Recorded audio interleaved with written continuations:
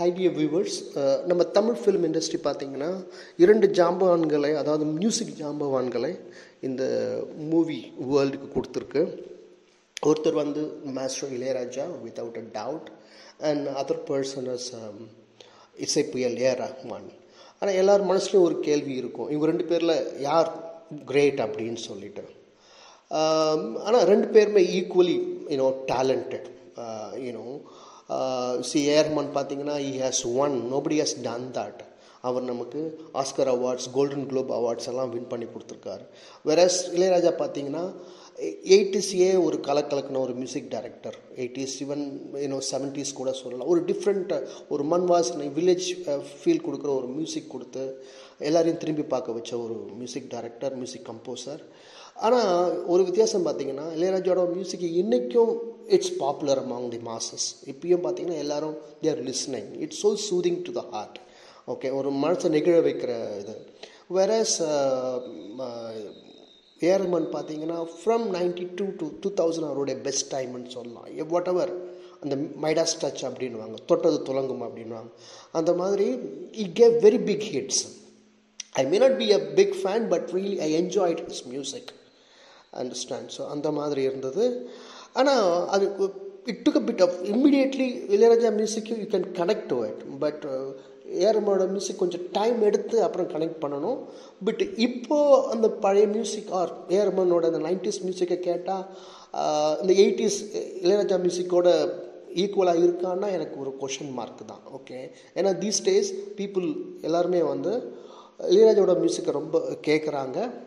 I mean I think that's what in the social media, that's what I get to watch also, that's what I like also. So இதனால் நான் சொல்கிறேன், maybe நிறைய பேர் இருக்கலாம் AR Rahman music சொல்லி கேட்குறவங்க.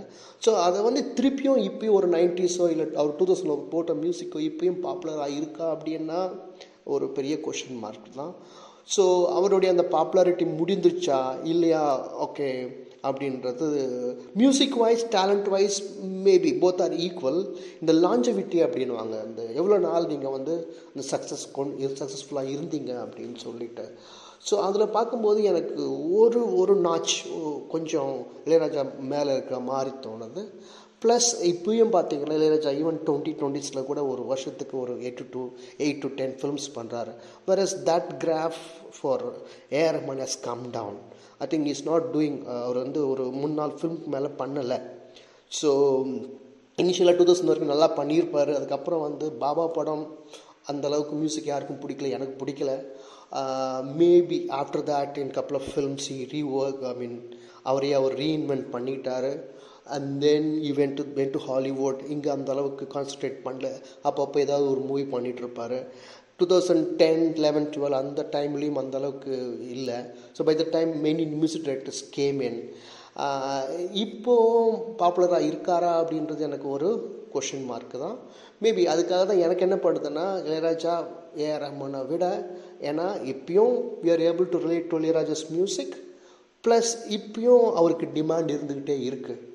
So அதனால் maybe little bit I mean favour of Ilaiyaraaja. Thanks for listening to me. Hope you enjoyed my view. If you have anything, you can comment, or you can like, share and subscribe. Thank you.